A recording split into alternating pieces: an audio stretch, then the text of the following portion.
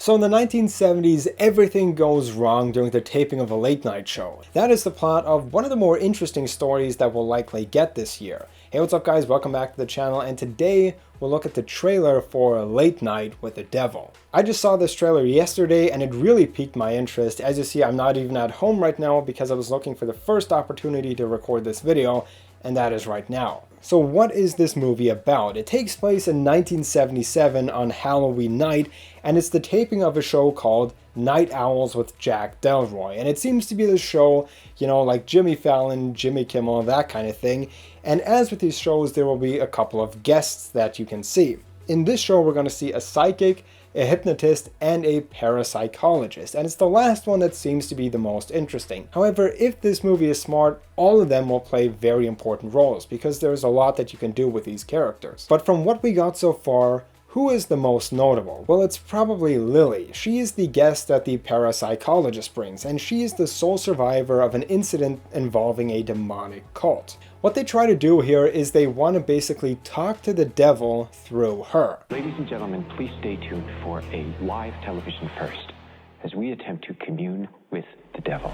So the story will center around that exploitation, not just of, a talk show guest, but the exploitation of a child, which of course raises a lot of ethical concerns. What seems to be tested here is the question, how far are you willing to go for success? And most importantly, how far is Jack, the host of the show, willing to go for success? But why does Jack resort to such sensationalist strategies? Well, from what we can glean from the trailer, the ratings of his show are kind of declining, and there seems to be a reason for this that I won't get into right now because I think it might be a small spoiler, and if you guys don't want it spoiled, I don't want to. But there are several clues to this in the voice lines of the trailer, such as when Jack says, "Gosh, I hope you love it, please love it." I really hope you love it.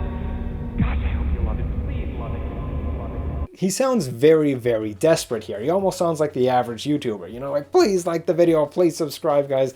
That's the vibe that I'm getting here. Then there's also something else that's said, and this comes from the devil, I assume, and it says, "Good to see you again, Jack."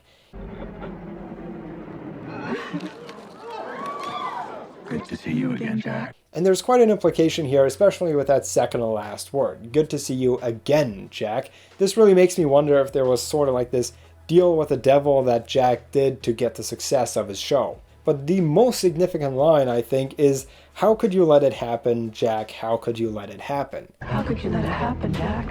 How could you let it happen? Once again, this comes from the devil character, and this points to a tragedy that perhaps occurred in Jack's life. My guess is that something horrible happened, but Jack was too busy with his show, and whoever was in trouble, he couldn't help them, because he was busy with work. So what does all of this mean? Well, I think that the devil will psychologically attack Jack in a lot of different ways here. In the trailer we see tears in his eyes, and at one point the sidekick asks, "Are you okay, Jack?" Now, one overlooked character here seems to be the audience. Jack even says this in one of the trailers, saying that the most important part here is the audience themselves. There is only one person who really matters in this whole darn crazy business.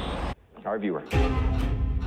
And I think with a show like this, there will be a lot of criticisms of the people watching the show, sort of testing what are they willing to let Jack get away with. Will they intervene at any point, or are they just going to watch as Jack does all this nonsense? It's also important to mention here that the audience would be the people who watch movies like The Exorcist, as this movie takes place in 1977 and The Exorcist takes place in 1974. And that's sort of why they're going down this possession angle, because at that time, that was very prevalent in society, and a lot of people actually believed that this stuff was factual. But the biggest thing that stands out here is, of course, the setting. It looks like the Murray set from Joker. The set looks very authentic, having those like orange and yellow and brown tones, which look horrible, but it very much looks like that Johnny Carson era of late night. Adding to that is the very, very flat lighting. But this is not actually inspired by Johnny Carson, but a different late night show hosted by a guy named Don Lane. And he would on his show very commonly have psychics and people like mind readers and Uri Geller and people like that,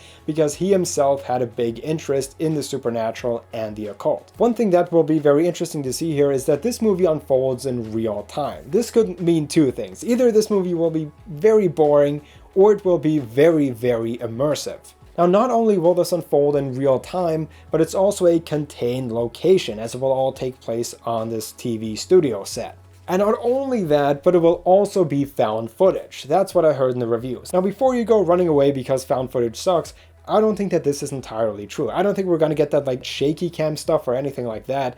I think that this is more like found footage by technicality because it's being filmed with the TV cameras and we're watching this like a lost taping, you know? And here, dude, every time I make a video, there's always some creepy noise of whatever. Now here is how I think this story will unfold. We have that found footage aspect, and this will, I think, separate the subjective versus the objective realities. The TV show will show what is actually... You have the television cameras that are showing what is truly happening, and then you have the more cinematic angles, which will show what the characters, probably Jack Delroy, thinks is happening, likely including a lot of hallucinations. Speaking of hallucinations, there's something that will be a little bit of a spoiler, so if you want to go in completely blind, you can skip to this timestamp. Here we see a sick person, a person who is likely suffering from cancer, undergoing the chemotherapy treatment, and you know, a lot of the chemotherapy drugs are known to cause hair loss, and some of them cause hair loss on the eyebrows as well. What I think is going on here is that this is not actually happening, but instead a hallucination in Jack's head. This sick person is either a family member or probably his wife that died and he could not be there for her because he was busy with the show, meaning that he missed her death and that's what the devil is taunting him with. Then we have these black and white sequences, and from what I saw so far, none of them take place during the taping of the show, leading me to believe that this will likely take place during the ad breaks of the taping. Now, I watched an interview that the directors gave at South by Southwest, and they said that they filmed this like an actual studio TV show, making it more authentic, meaning that they had very long takes filming it with 3 studio cameras, making it almost more like a stage play. This once again should make it feel very, very immersive. Instead of saying, hey, let's film this little thing, they actually just let the camera operators, which had real studio TV experience, film the events like a real show. Now, besides the teaser and the trailer, there's one lesser known video about this movie, and that is this promo right here.